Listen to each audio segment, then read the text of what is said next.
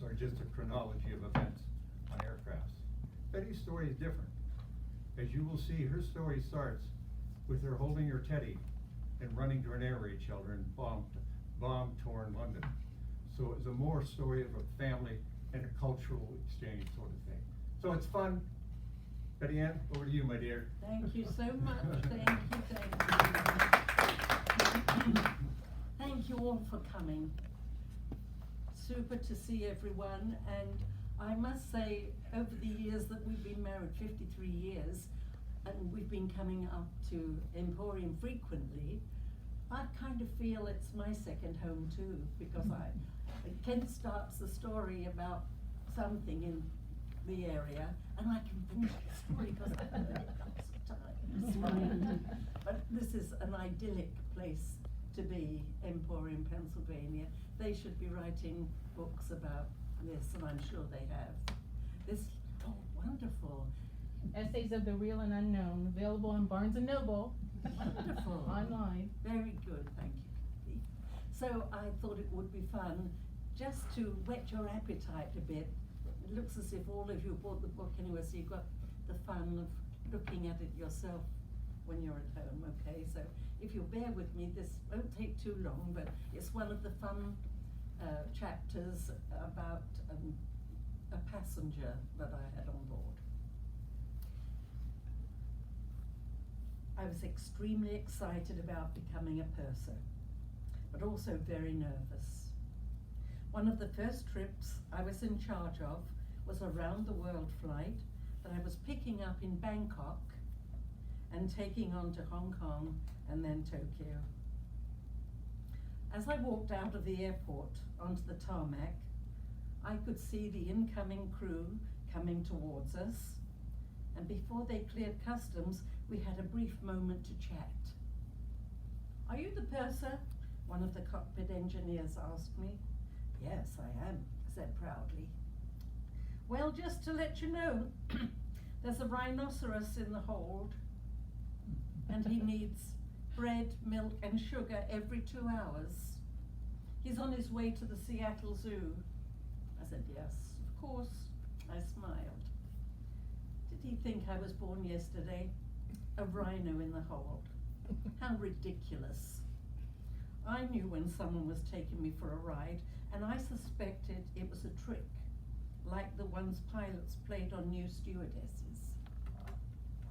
Someone had obviously told him that I was a newly qualified purser, and he was having a great laugh at my expense. Well, I wasn't a wide-eyed stewardess anymore, and I certainly wasn't going to fall for it this time. "I'm not stupid. I know when someone's pulling my leg," I told the engineer. "It's no joke, miss. Go down there and see for yourself," he said before walking off. Even though I was convinced it was a prank, as we boarded the plane, something niggled at me. Niggled, is that an English word or is that an American word too? No, it's not American. Not an American word. What's the equivalent of niggled? Anyone speak English? You know what I mean, don't you? Something, Maybe nibble. and something was sort of Awry. wasn't quite right. Niggled me. I gestured to one of the stewardesses, a girl called Jackie Chung, to come over. "I know this sounds rather silly, Jackie," I said, "but would you mind checking in the hold just to see if there is a rhinoceros down there?" Poor Jackie looked a bit surprised, but off she trotted. I was sure she was going to come back and tell me it was all a joke, but she returned 10 minutes later with a stunned look on her face. "Well?" I asked. "You were right, Betty," she said. "I didn't believe it at first, but there's a huge rare white rhino down there. I've never seen anything like it." "Good grief," I said. Of all the situations I had expected to have to deal with when I became a purser, this was not one of them. Jackie informed me that there was a man tending to the beast, which thankfully was tethered up. I still didn't have a clue what they were doing in the hold and who had allowed it in the first place, but the passengers were about to board. so I had other things to think about.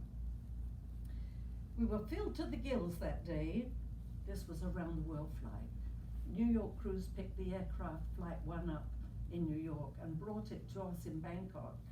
We were in San Francisco taking Flight 2 to them, and we just swapped airplanes after about a 3-day layover in Bangkok.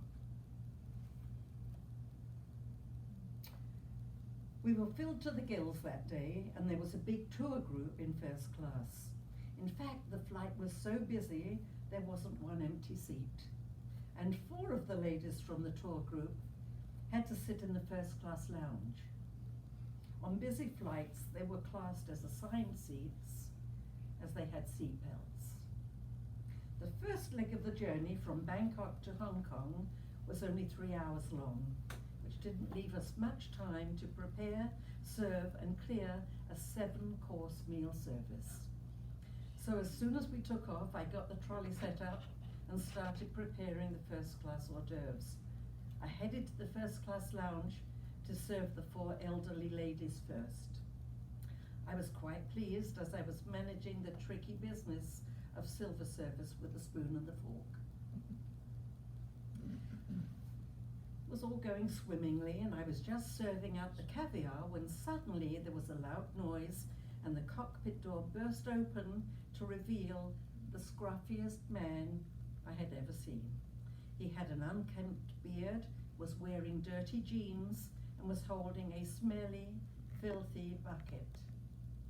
"Need to get rid of rhino slop," he grunted. Oh no.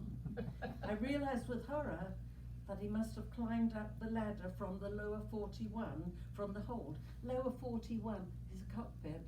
Lower 41 is a step ladder that goes behind the navigator into the hold.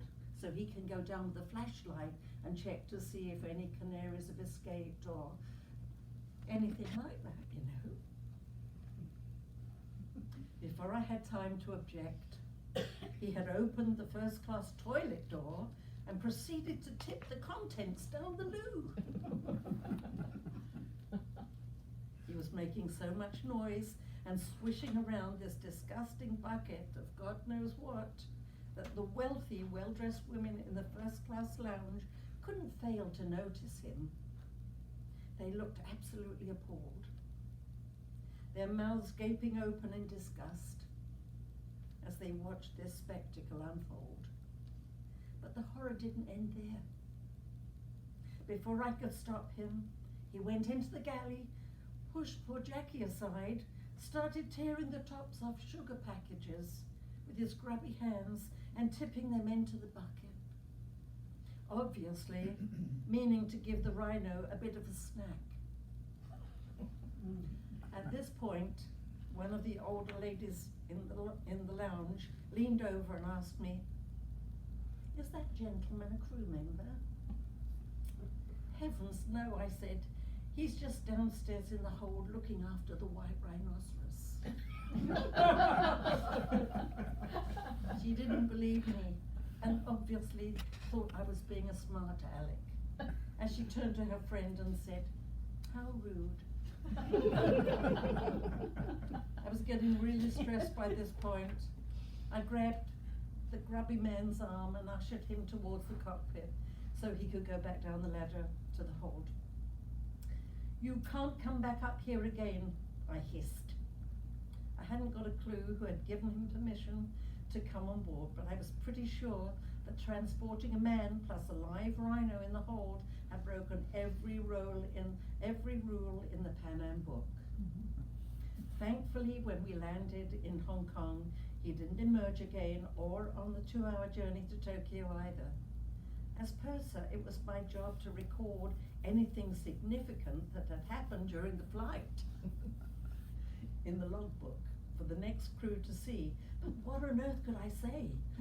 "Rhino in the hold needs bread, sugar, and milk every 2 hours. The best of luck," I wrote. The new crew was already coming on board the aircraft before I left, and one of Pan Am's most senior pursers was in charge that day, a chap called Barney Sawicki. He put in his glasses and was reading the logbook when I heard him say, "Miss Eden, what the devil is this?" He must have seen my entry about the rhino. "It's true, Bunny," I said. Really it is." But he obviously didn't believe me. So I shrugged my shoulders and walked off to customs. I had never been more relieved to get off a flight, and I had no desire to see the rhino or his unsavory companion ever again. A few days later, I landed in Honolulu on another flight and saw that Barney Sawicki was an outgoing crew. He waved at me in customs. "You were right about that rhino, Miss Eden," he shouted.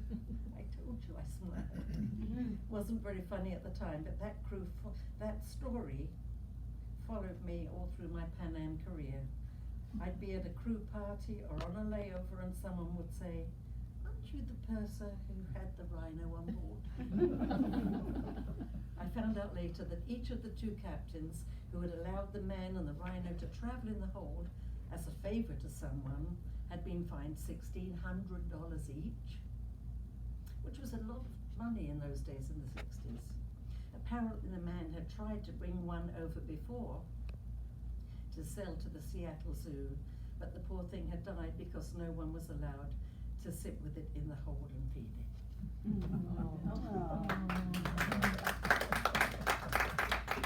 Lots more stories of animals in the hold and people's misbehavior on board and wonderful things too. So I hope you're interested in reading it, and thank you all for coming.